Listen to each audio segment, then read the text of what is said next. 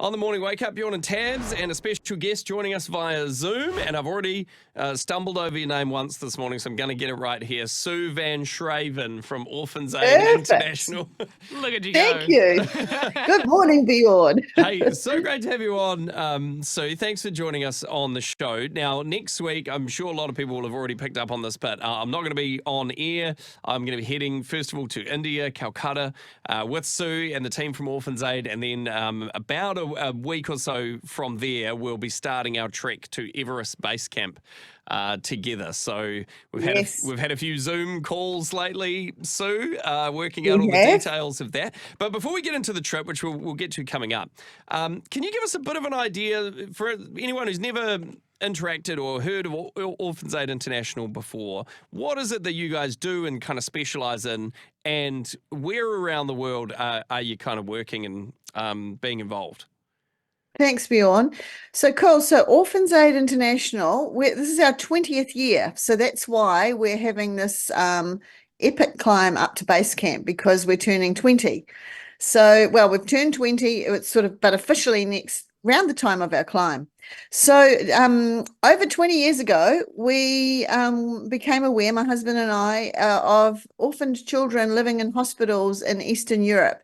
And the opportunity came to go to Romania to see what we could do for these kids. And to cut a long story short, we met children abandoned in a hospital, the same age as our children, similar to you. It would be similar to you, Bjorn, when you see a kid same age as yours and you see them in a cot 24/7, no attention, little food, just a bottle. And it's like, boy, what can we do to help these kids? What can we do? If that was my child, what would I do? So Orphans Aid was birthed out of this desire to help these children who were abandoned in Romanian, Transylvanian hospitals. It had been a desire that had been there before meeting these children, to help orphan children, to help children that had nobody.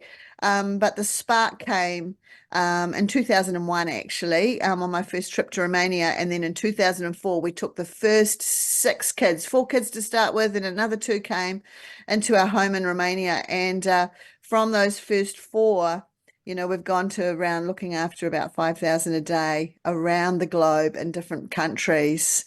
So, yeah, it's been quite a ride, Bjorn. Wow. Quite a ride. So do you kind of find families and kind of help them adopt? Or? Well, each country's been slightly different. So, of course, those first 4 that came multiplied, and, before you knew it, we had 20, and before you knew it, there was 50 children, and it multiplied after that.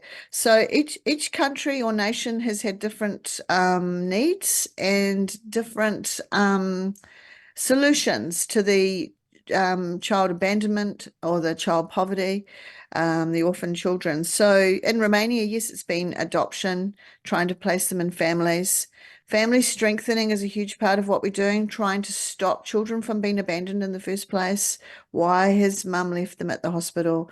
And of course, we went on from Romania to other countries. The next country after that was Russia, and then it was India and the north of India, the Bhutan border. So I've been working in India for a long time, then on to Uganda, and in more recent years, Ukraine. So yeah, so there's been every country has different needs. So for instance, at the moment, with Ukrainian children that are fleeing from the situation in their home country, we're helping them have a normal, as much as we can, normal life. So we're providing a school for them and providing other practical needs as we can. But those children are slightly older. They're not babies, So it depends on the age of the child, the country, the laws. So we in the countries that we're in, we'll be working within the local laws, working with the local people to figure out what is the best for those children that are most vulnerable, and the children that have been abandoned or at risk of being abandoned, and how can we strengthen the community around them and the families.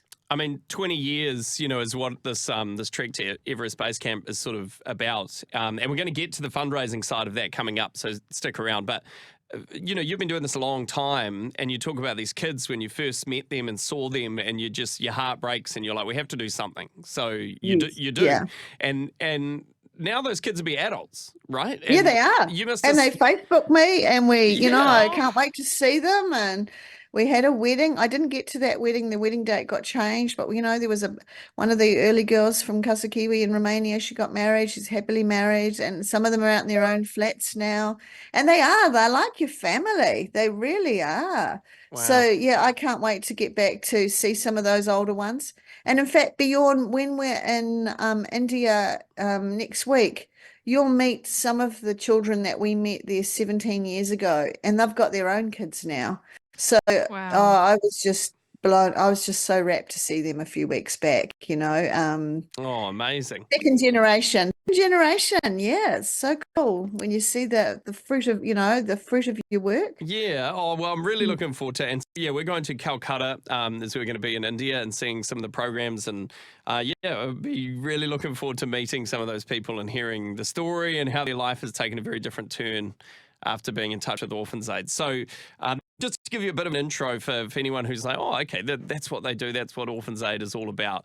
The story is much longer, obviously. sure. We're talking a 20-year history there in a couple of Yeah, minutes. exactly. It's hard to sum it up, to be honest. Well, But, it is amazing, though, to hear. So thank you for being with us this morning. Okay, coming up, I'm going to play the news. Next, we're going to talk about this trek to Everest Base Camp, how you can support and where that money is going to go. So if you're thinking about donating, or maybe you already have, Sue's going to break down a little bit as to what that does, because a New Zealand dollar goes a lot further in other countries especially. So we'll come back to that right after this. Sue Van Schreven from Orphans Aid International. And Sue, we've got to start off by wishing you a happy birthday. Happy birthday. Thank you. Thank you. I appreciate that. You don't even look 35. Oh, no, I don't, do I? Hold it well. Hey, happy birthday to you, Sue. So next week, I'm not going to be on the show, but you will be hearing from me because I'll be sending back diary entries from our trip. We're going to India to see some of the work that Orphans Aid does in Calcutta. And then after that, we're doing to celebrate 20 years of Orphans Aid International, changing lives around the world and looking after abandoned children. We're trekking to Everest Base Camp together. So a huge journey. And it's such a cool partnership to have with Rima and Life FM, because you guys have been journeying with us for 20 odd years as well. So this is actually really cool. I'm so rapt that you're coming up the mountain with us, because it's been, you guys have been alongside us that whole time. Now, So there's Orphans Aid supporters who are signed up to come on this as well, right? We've even got someone flying in from Canada. That's right. To join us So then? we've got a really good mix of North Islanders, South Islanders, and good mix of 17 of us that'll be trekking up there. And really looking forward to it. Hoping the fitness keeps up, and hoping we have some good weather too, because there's been some dreadful floods and weather issues over there that are quite unseasonal at the moment. So there's been teams that have been turned back because of the snow. The snow's been too high and they haven't been able to carry on. But our biggest issue at the moment is all the landslides and the roads being taken out. So where we were supposed to journey via road, as of last week, all the roads in and out of Kathmandu were totally blocked, shut. Nobody coming or going. And the Nepali army's been working around the clock to get the roads workable. So we're in for a bit of an adventure, Bjorn. Yeah, heck. What's the chance? I mean, I'm very just still hopeful and soldiering on that we're going to get to go and do this thing. But I mean, we've got some yes, hurdles. we will. Of course we will. So what we're doing is we're going in our Jeeps. So we'll be four-wheel driving over these broken roads. Instead of going in a direct route, we've kind of got to go around a big mountain to a place called Rumchup. And when we get to Rumchup in our four-wheel drives, which will be great film footage for Caleb to do some filming. By the way, I'm learning about this as you are, as we're tuning Yeah, in right exactly. now. Well, I'm this getting is this just update. Our team don't even know this yet, do they? No. So we're going to go round the mountain, and then from Rumchup, we fly into Lakla, which is the most dangerous airport in the world. And there, because it's basically on a hill and it's only about 50 meters long, it's a very short runway, some ridiculous length of runway. Yeah. So then we we trek from Lachlan. So yeah, I think actually getting to the start of the trek is going to be as much of a challenge as the trek itself. Well, So well, wah wee wah. Okay. you're doing a big challenge. What are you We hoping? are doing. What are you Yeah, we hoping to are. achieve at the end of this challenge? I know. And then we've got this wonderful Orphans Aid International 20-year flag that we want to hold up at Everest Base Camp, all of us. But I'm hoping to find some trekkers because I know there'll be plenty of them that are going right to the top of Everest that can Oh, take the yeah. flag all the way to the top for us. Oh, well, that would be unbelievable. Put that in your Yeah. pocket and take it up there. That'd be a great photo. Yeah. So behind all of this, right? I mean, 20 years. I know you do these walks most year with supporters and stuff and do some fundraising. But for the 20th year one, thinking why not do one of the bigger walks in the world? What is the goal? Like Tab said, behind this whole thing. I know fundraising really is what you guys need. Yes, it absolutely is. Well, a big part of it is actually giving supporters an opportunity to see firsthand the work we're doing as well. So that's a big part of it because for people to be able to see, actually, this is what Sue's talking about. These are the kids that we're funding. This is the very people we're standing on the ground looking where the funds are going. So that's a big part of it. So we did that 5 years ago in Uganda when we went to Mount Kilimanjaro. So we took the supporters to our project there. So we go and visit the children, and then we head on to really celebrate and also highlight the work of Orphans Aid. So fundraising is a big part of it. It's how we make up those shortfalls. How do we keep it in front of people? And there is shortfalls that we have sponsorships which are just tremendous, and we're just so thankful for our supporters. But there's a gap when you put the budget together. There's a gap. So we worked out that we needed to make 150,000 from this trek up Everest. So we're working hard on it. We're close to 50,000, but we've still got a shortfall there. So, Well, every $10 helps. yeah, Sue, it's your birthday today, like we just mentioned. So how about if anyone wants to give Sue a lovely birthday present, you can make a donation to the What's Your Everest fundraiser. All the links, by the way, lifefm.co.nz. And the money goes straight to Orphans Aid. It doesn't go to any of us. It goes straight to you guys. Right. Give us a bit of an idea as to, if someone's thinking, oh, I'd love to donate, where does my money actually go? Like, what can you do if someone donates $100? I know it's a complicated thing because of the nature of the work of looking after children, right? But where can that go? What can that provide? Yeah. So as you said earlier, a little bit goes a long way in a place like India. Our New Zealand dollar can find it harder in places like Europe, but in a place like India, our little multiplies out. So we calculated for $6 a week, you could feed a child on the streets of India 1 meal a day. So that's a good meal. I've eaten those meals. It's a big pile of rice and something similar to butter chicken with maybe an egg or an apple or something on top of it. So that's $6 for like 6 meals. Okay, so that's really try getting that from the local Indian takeaways, as good as they might be, for $1. You're not going to get it, are you? But you can get it in India.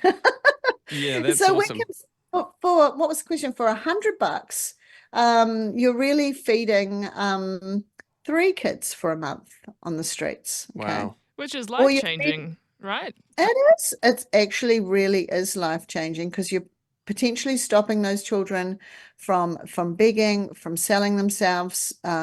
Children will run off with a stranger for the promise of a meal. That's often how the traffickers will take children. They'll promise them, come with me, I'll give you a curry, and they never return again. So the promise of something very small to someone hungry is enough for them to be whisked away. So a meal will stop children running off with strangers. And yeah, it's also survival, So if you're feeding them one good meal a day, and that helps their whole family as well. If there is, some of them are street children, some of them may have a mother, some of them may be living on the streets with their families, but it's helping start with the basics. And if things like tarpaulin to sleep under, it sounds dreadful. I always find it difficult to give out a tarpaulin to someone to sleep under because we sleep in a home, and they feel like you're giving them $1 million when you're giving them a new piece of plastic. But that piece of plastic is their home. So, you're only talking about $10 or something to give someone a new house. Yeah, So yeah, it's and that piece of tarpaulin that comes out, when the rainy season, that's going to keep them dry. So, and we purchased some blankets for a leprosy colony just about 6 weeks ago, 4 weeks, 6 weeks ago. And I worked out those blankets cost about $12 each, and one lady was sitting there as we're giving out the blankets, just stroking her blanket. I don't think she's ever received anything like that in her life. So $100, you'll be buying 6 or 7 blankets to keep some homeless people on the streets, or people that live in extremely poor conditions. So real slum situations. Think of something that you might have made as a kid as a hut in your backyard, and you're talking about that kind of house. It's pretty confronting, the reality of how a lot of people, millions and millions of people live around the world compared to, the blessing of a place that we live in, being New Zealand. I know we have our own challenges here, but it's a pretty stark difference. And when you talk about the gift of $1 to somebody to feed them for that entire day, a blanket or a bit of shelter when they're living on the street with literally nothing. There's no other support for a lot of these people. So it just gives you a bit of an idea as to where some of your funds could go if you do choose to donate this morning. So that's right. And of course, they've got people around them who are investing in their lives. So the ones that are giving the food or giving the blanket are also building relationship and mentoring and helping with education. So education is a big factor. If a kid learns to read and write, and in the past we've been able to provide rickshaws for some of the younger ones. They've been able to earn a living and break out of that cycle of poverty. So there's all sorts of ways that we can help, and education is a big part of it. But the people around the team that are working with them, some really good people who are just pointing them in the right direction, and giving them the love and guidance that they need. Well, that's amazing. Seems like a no-brainer. If you want to give even just $5, sounds like it goes a long way. You can check it out on lifefm.co.nz. Yeah, thanks so much, Sue, for giving us a rundown as to where it can go and what a difference it can make. And we're really looking forward to celebrating 20 years of Orphans Aid International. Next week is when we all head off together, and fingers crossed, and we'd appreciate your prayers heading into Nepal to actually make it to the trek itself, because there's a few hurdles in the way with that. But Sue, thanks again for your time this morning. Thanks, guys. We really appreciate it. It's really crucial for the work that we're involved in. So thanks so much. And thanks for joining us, Bjorn. I can't wait. Looking forward to it in a big way. I've still got a couple of little bits of gear I need to go. You grab your socks. Yeah, I still need socks. Yes, I got to go get some socks because, like she said, there's a lot of snow up there at the moment. So if you do want to donate, any support is greatly appreciated. And remember, it's Sue's birthday today. So if you want to give her a little birthday donation, she would so appreciate that. lifefm.co.nz is where you'll find the links.